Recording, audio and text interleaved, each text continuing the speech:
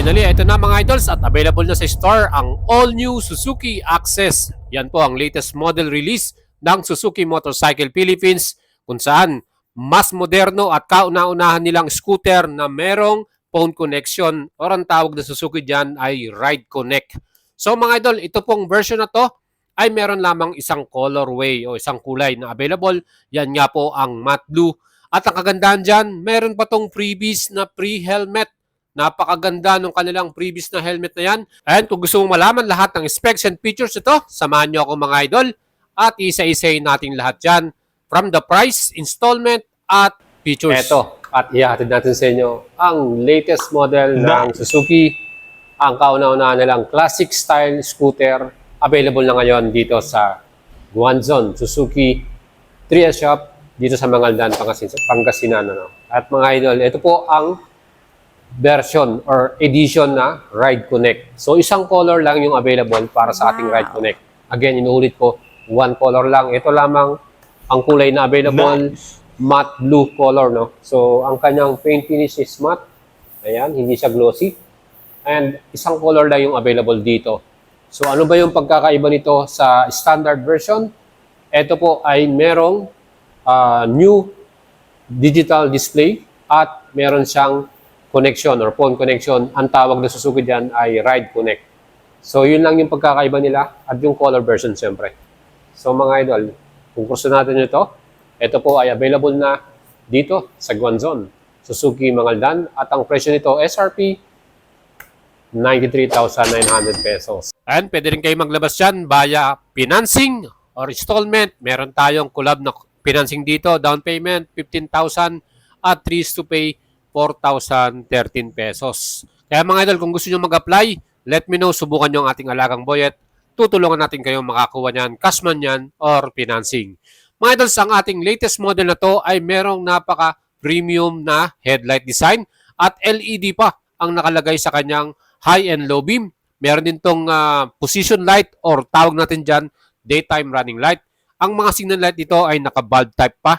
At sa likuran naman, kung titingnan natin yung kanyang pinakailaw, ang tail light ay naka-LED rin at ang mga signal light ay bulb type. And once na mag-brake ka, talagang sobrang lakas ng kanyang tail light or brake light mga idol. Siyempre safe tayo pag may nakasunod sa atin, visible yung ating pag-brake sa likuran. Mga idols, pagdating naman po sa kanyang pinaka-handlebar, meron tayo ditong brake lock system from Suzuki kung saan pag nag-park tayo sa steep na lugar or medyo pataas, meron na tayong park brake lock. Ayan, di ba? Nakakatulong yan. Siyempre, yung ating mga pindutan, Japan quality, talagang matibay, at meron tayong passing light din dito, Ayan yung ating pinaka-handlebar grip, Maganda siya, malambot, At okay sa ating kamay. Meron din tayong switch on and off para sa ating easy start, at meron din tong equipped na hazard light for emergency purpose natin. Andyan sa pinaka-right handlebar natin. And siyempre mga idol, pagdating sa ating panel display, meron din tong side stand cutoff switch. Makikita mo yung kulay orange na yan. Pag naka-side stand ka, mag-a-appear yung message na yon. At pagka tiniklop mo na, mawawala na yung side stand switch na yon. At syempre, meron din tayong USB charger dito na meron pa siyang backlight. Kitang-kita mo yan, especially pag nag-night ride tayo. Perfect yan, hindi ka mahirapang magkabit ng inyong charger. Syempre pa, meron tayong one lock system or integrated na rin dyan ang pag-open natin ng upuan at ng ating fuel tank.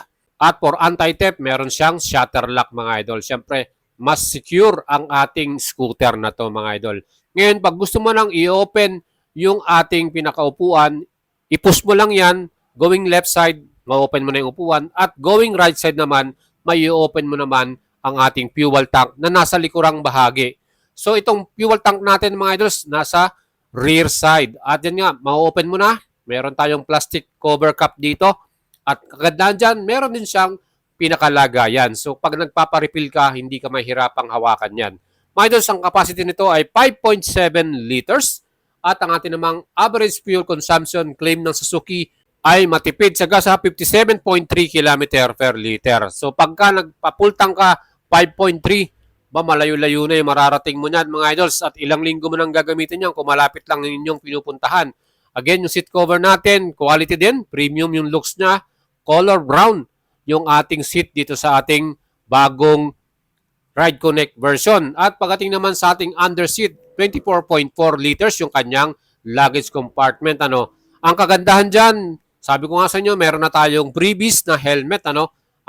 Kasama na yan pag binili natin to. Meron din siyang helmet hook. At para sa akin, quality din yung helmet na nilagay ng Suzuki dyan. So yan ang kagandahan, free na yan. Mabibili mo to with helmet na from Suzuki. At mga idol, pagdating naman sa ating usapang engine, ito po ay may total displacement, 124cc, single cylinder, 2 valves, air cooling, fuel injected at CVT transmission. Pwede mong start to via kick at electric. So yung kagandahan, pag nalobat na yung electric mo, meron pa tayong kick, no? Max power nito, 8.3 HP. At ang arangkada naman, max torque, 10.2 Newton meters. Mga idols, ano masasabi nyo sa ating engine type? Alam ko marami magre-react dyan. Pero para sa akin, okay yan dahil less maintenance or madaling i-maintain ang motor na to. Pagdating naman sa kanyang pinaka-chassis, front suspension nito, quality rin, mataba yung ating diameter at telescopic ang forks natin sa front suspension. Ang likod naman, single shock ito, heavy duty. Even meron tayong passenger, pwede rin dito sa ating pinaka-suspension sa likuran, mga idol. At pag-usapan naman natin ang kanyang braking system. Ang front brake niya ay naka-round disc brake, 1-piston Nissin caliper, at meron siyang combined braking system. Ang combined braking system, pag nag-brake ka, front and rear nagsasabay na yan. So may sudden force na yan. At makakatulong yan para sa mas stable na pag-stop natin. Mga idos, para naman sa ating likuran na brake, yan po ay naka-mechanical drum brake. No? So meron tayong mechanical with CBS yan, siyempre. At mga idol, enough na yan dahil ang motor naman na to ay hindi naman natin patatakbuhin ng sobrang bilis. Again, pagdating naman sa style ng ating wheels, 5-spoke. At yan po ay alloy cast wheel na pinartneran ng Maxxis tire. Tubeless, ang front natin na tire size ay 90/90 by 12. So 12 inches po na tubeless ang ating gulong sa pinakaharapan ng ating axis. At sa likod naman, Maxxis tire din, tubeless, 90/90 by 10 inch. So nagsasabi sila bakit daw 10 inch? Again, yan po ay may reason. Mas maganda ang ating acceleration at handling pag po ganyan ang nilagay nila. Again, malaki din ang ating scooter na to. May ground clearance sa 160mm, wheelbase na 1260mm, at sinubukan nating umupo dito. Ang seat height 770mm. Perfect, no? Kahit 5'3 ka, 5'2, 5'4, kayang-kaya nyong i-rides ito, mga idol. Yan po yung ating actual na ride or position. Again, dahil malaki yung ating pinaka middle floorboard, hindi tumatama yung ating tuhod dyan. At convenient para sa isang rider. May mga garnish din ito na chrome, no? Pagdating dun sa ating headlight, at chrome din ang ating pinaka mirror dito, mga idols. Kaya talagang mas premium looks, mas quality. Siyempre, Japan quality yan at talagang matibay. Yan, mga idols, ang ating binabayaran pag bumibili ka ng isang Suzuki model. Talagang lahat ng parts ay matibay, reliable, at super quality din yung mga apakan nito. Footrest para sa ating passenger. Meron itong center stand para sa stable na pagpapark, at side stand na merong cut-off switch. Another safety features. Pag naka-side stand ka, hindi mo mapapatakbo yan dahil meron tong cut-off switch, mga idol. Metal chrome din yung ating pinaka-cover ng muffler, at yung ating pinaka-logo ay 3D emblem. Mga idols, yan po ang ating bagong Suzuki Access Ride Connect version, matte blue color, 93,900. Gusto natin nyo bang bilhin to? Let me know, subukan nyo ang ating alagang Boyet. Mag-send message lang kayo sa ating Facebook page, Boyet Salavarria.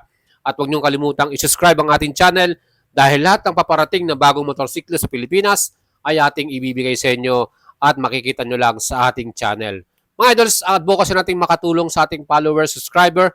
Kaya kung may balak kayong ilabas na bagong motorsiklo, small bike or big bikes, let me know at tutulungan natin lahat kayo. Walang tongpats, walang bayad, free lang yan.